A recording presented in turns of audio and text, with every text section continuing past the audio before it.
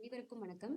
இந்த வீடியோவில் நம்ம என்ன பார்க்க போறோம் அப்படின்னா 2025-26 கல்வியாண்டிற்கான அட்மிஷன் ஃபார்மோட மாடியூல் தான் பார்க்க போறோம். லாஸ்ட் அகாடமிக் இயர்ல அட்மிஷன் கேம்பெயின் நடந்துச்சு. ஸோ அதற்கான மாடியூல்ல யாரெல்லாம் அரசு மற்றும் அரசு உதவி பெறும் பள்ளிகளில் சேர்றதுக்கு விருப்பம் தெரிவிக்கிறாங்களோ அதில் நீங்கள் என்ட்ரி போட்டிருப்பீங்க. ஸோ இந்த வருஷம் அது ஸ்டூடெண்ட் அட்மிஷன் ஃபார்ம் 2025-26 அப்படின்ற பேரில் அவங்கவுங்க ஸ்கூல் லாகின்ல வெளியில் மெயின் டேப்லேயே வச்சுருக்கோம்.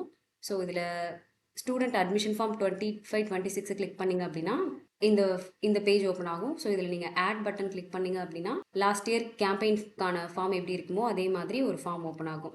ஸோ இதில் நம்ம யார் யாருக்கெல்லாம் அட்மிஷன் போட போகிறோம் அப்படின்னா அங்கன்வாடியிலேருந்து வர குழந்தைங்க, ப்ரைவேட் ஸ்கூல்லேருந்து நெக்ஸ்ட் அகாடமிக் இயருக்கு யாரெல்லாம் கவர்மெண்ட் எய்டடில் சேரணும்னு விரும்புகிறாங்களோ அந்த ஸ்டூடெண்ட்ஸ்க்கு, அப்புறம் அதர் ஸ்டேட்லேருந்து அதர் டிஸ்ட்ரிக்ட்லேருந்து நெக்ஸ்ட் அகாடமிக் 2025-26 யாரெல்லாம் ஜாயின் பண்ணணும்னு நினைக்கிறாங்களோ அவங்களோட விருப்பத்தை நம்ம இந்த இடத்துல பதிவு பண்ணி வச்சுக்கிறோம். ஸோ இங்கே இந்த ரிஜிஸ்ட்ரேஷன் ஃபார்ம் ஃபில் பண்ணதுக்கப்புறமா ஒரு ஐடி ஒன்று ஜென்ரேட் ஆகும். ஸோ அந்த ஐடியை வச்சு நம்ம ஜூன் மாதத்தில் நீங்கள் அட்மிஷன் ஃபார்ம் ஃபில் பண்ணுவீங்க.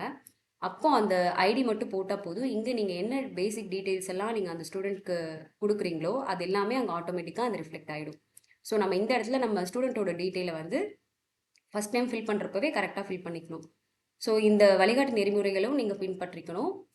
இந்த அகாடமிக் இயருக்கான ஃபார்ம் இது கிடையாது. 2025-26 யாரெல்லாம் அரசு மற்றும் அரசு உதவி பெறும் பள்ளிகளில் சேரணும்னு விருப்பம் தெரிவிக்கிறாங்களோ அவங்களுக்கான ஃபார்ம் இது. ஸோ இதில் ஃபார்ம் நான் ஃபில் பண்ணுறேன். ஸோ ஆதார் எண் மேண்டேட்ரி கிடையாது. மொபைல் நம்பர் கண்டிப்பாக கொடுக்கணும். ஸோ சப்மிட் கொடுக்கும்போது இந்த மாதிரி நீங்கள் உள்ளீடு செய்யப்பட்ட விவரங்களை சரிபார்த்து கொள்ளும்ன்ற பாப்பப் வரும். நீங்கள் சப்மிட் கொடுத்ததுக்கப்புறமா இந்த அப்ளிகேஷன் ஐடி தான், இந்த 25000770 நம்பர் தான் உங்களோட அட்மிஷனுக்கான ஐடி. ஸோ இந்த ஐடியை நீங்கள் எந்த ஒரு கவர்மெண்ட் ஸ்கூல்லையோ இல்லை கவர்மெண்ட் எய்டட் ஸ்கூல்லையோ கொடுத்து நீங்கள் அந்த ஸ்டூடெண்ட்டை நீங்கள் அட்மிட் பண்ணிக்கலாம். ஃபார் எக்ஸாம்பிள் ஒரே ஸ்டூடெண்ட்க்கு 2-3 ஸ்கூல்ஸில் நீங்கள் பதிவு பண்ணணுன்ற அவசியம் இல்லை.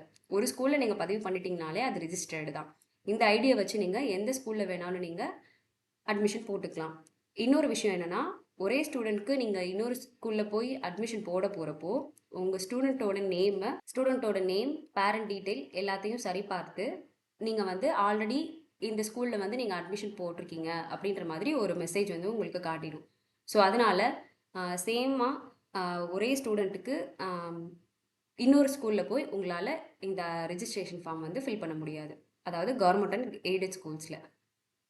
ஸோ நீங்கள் இதை ஃபார்ம் ஃபில் பண்ணதுக்கப்புறமா இங்கே ஒரு பிடிஎஃப் ஃபைல் ஒன்று வரும். ஸோ இதுதான் அந்த நம்பரோட நீங்கள் ரிஜிஸ்ட்ரேஷன் பண்ணதுக்கான ஒரு ப்ரூஃப். இதை நீங்கள் ஹெச்எம் கிட்ட வாங்கி வச்சுக்கலாம், இல்லை ஹெச்எம் உங்களுக்கு பிரிண்ட். ஸோ இந்த ஃபார்ம் தான் அட்மிஷன் போட்டதுக்கான ப்ரூஃப்.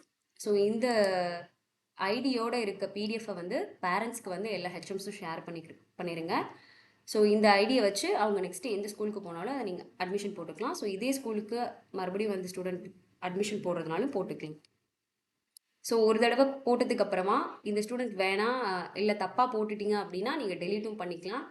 எடிட் பண்ணுறதுனா உள்ளே போய் ஸ்டூடெண்ட்டோட டீட்டெயில்ஸ் எடிட்டும் பண்ணிக்கலாம்.